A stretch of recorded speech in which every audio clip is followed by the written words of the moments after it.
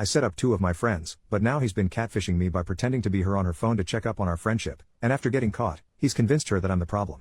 So Emily, 36 female, and I, 36 male, had stopped being friends for a little while when she got married way too young to her boss. He ended up being incredibly abusive, controlling her life at every level, and over the 3 years they were together, he basically isolated her from all friends and family. We reconciled when she divorced him.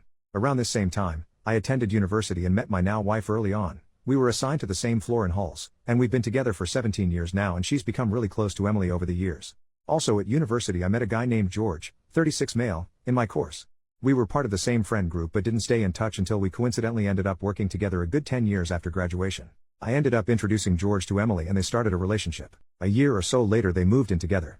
Emily was happy, and he was happy. On the face of things, he's seemingly been fine with me and Emily's friendship and never said anything. But over the past few weeks I started getting texts from her, sometimes late at night, that were just off.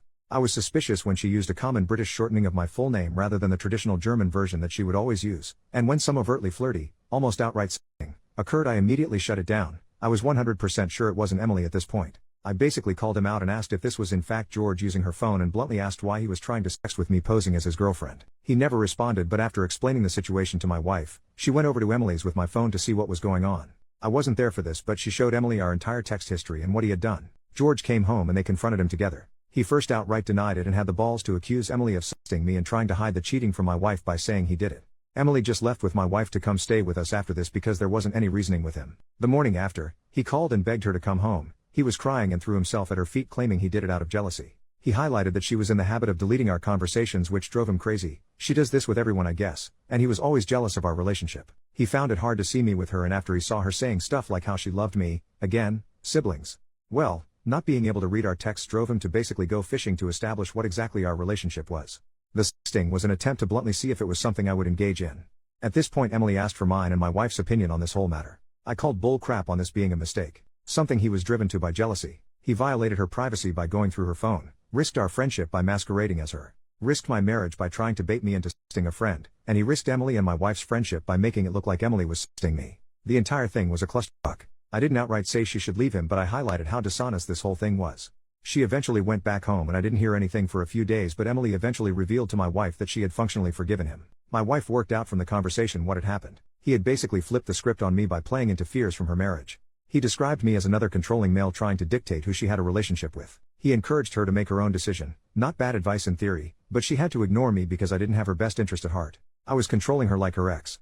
My wife quietly pointed out that he was in fact being like her ex, not me. He was driving a wedge between her and family. At this point Emily just gave up. Said she couldn't win, couldn't decide between the man she loves and her brother, so screw it. Let's pretend it never happened. We haven't really spoken since. Apparently part of forgetting this ever happened is also giving into his worries about our friendship. Every time I try and bring up what he did, I've either been ignored or told to stay out of it. Honestly, this pisses me off that he's gotten exactly what he wanted. He's stopped us talking. I know I can't force her to break up with him, but it's seemingly a catch-22. I can't push her to make a decision about what he did whilst he's got her convinced I'm controlling her. I rarely see George at work and he's rightly kept the heck away from me. I was tempted to bring my sisters into this clusterfuck, tell them what happened, they love her like a sister too, and see if they can talk some sense into Emily, but that's somewhat manipulative too. So any advice here? Let shitty sleeping dogs lie? Try and get her to deal with what he did rather than sweeping it under the rug? First update. So, I followed the general advice of just leaving the entire situation alone. I agree any interference from me or my family would be manipulative and controlling, even if we mean well. So, I haven't really spoken to Emily since slightly before Christmas, but her mother contacted me a little after New Year's to ask if I knew what was going on with her. Emily's cousin back in Germany had contacted her mother saying she had turned up on her doorstep, having flown in from the UK on the 4th after apparently breaking up with George. According to her mother, Emily had come back to our hometown for the holidays. She brought George and at some point they ran into her ex-husband at the pub. For context, we grew up in a tiny village in the ass end of nowhere. There's literally nothing to our village but a pub, a post office and small supermarket. Her ex still lives where we grew up. So this is all information relayed to me by Emily's mother, but apparently at some point George approached Emily's ex-husband and asked for some advice. George is familiar with the story of their relationship and know how controlling he was, and why they divorced. Somewhat to her ex-husband's credit, he apparently refused to answer any questions and quietly approached Emily's mother to relay what he had asked. Now this is according to him, and George denies it, but he said George asked him how to handle me in terms of my friendship with Emily. I've no idea what Emily's ex-husband's motivation was here, but they've been divorced for a decade now and he hasn't contacted her in this time, so I'm inclined to believe it wasn't further attempts at interfering with her life. Maybe it was actually manipulation. Maybe in the decade since they've divorced he's become a better man. Who knows?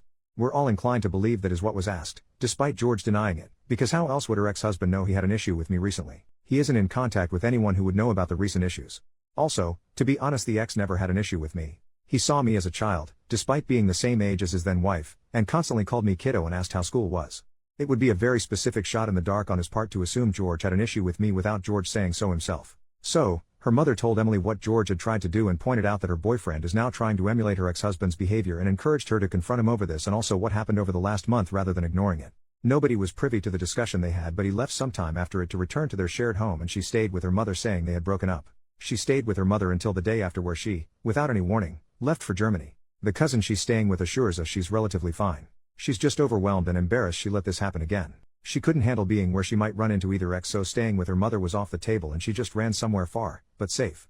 I still haven't spoken to Emily. I've sent her a message with some condolences and reassurance that she will always have a home here in the UK. I've decided to continue to give her space whilst making it clear I am there for her. She hasn't responded, but I assume this is just out of awkwardness over what happened and how technically George was once my friend. He hasn't spoken to me either and I haven't seen him at work at all. So yeah, not a happy ending per se. It shouldn't have taken her abusive ex getting involved for a resolution, but as people predicted, George was being abusive and he would repeat that behavior. I suppose it was relatively painless that he showed his true colors so emphatically without much further abuse. This could have dragged on. Thanks for the advice. Me staying out of it didn't make this any easier for her, but it probably avoided making it worse. Second update, I jumped the gun a little with the previous update, and looking back I hadn't actually spoken to Emily and it was all second-hand information. Given this whole thing has now been entirely sorted in the 3 months since it happened, I thought I'd actually give an actual full resolution. So, Emily came back to the UK just before the country was locked down and moved in with us, reluctantly. We grabbed some beers whilst we hashed out exactly what went down from her perspective. I apologized for going behind her back and speaking to her mother about it all. Situations like this are never helped by information being relayed through other people, and I asked if she wanted to go through it all start to finish. Basically, she buried her head in the sand the day she found out he had been trying to s me as her. It was just too much. She couldn't win. She either lost the man she loved, and the lifestyle she had, or lost her brother. I assured her she'd never lose me, but she revealed she low-key hated the fact she let herself be taken advantage of like this twice and couldn't face me having not listened to my advice. She also mentioned that breaking up with him would inevitably land her on my doorstep for support, and that made her feel bad also, hence escaping to Germany and not talking to me about this. This went deeper and she opened up about her insecurities, how she regretted never going to university, instead marrying her abusive ex-husband, and how she feels like an accessory to other people's happiness. She saw me and my wife, a power couple, as she put it, and just felt so small by comparison. She did love George, but leaving him would leave her with functionally nothing again, and she couldn't handle that.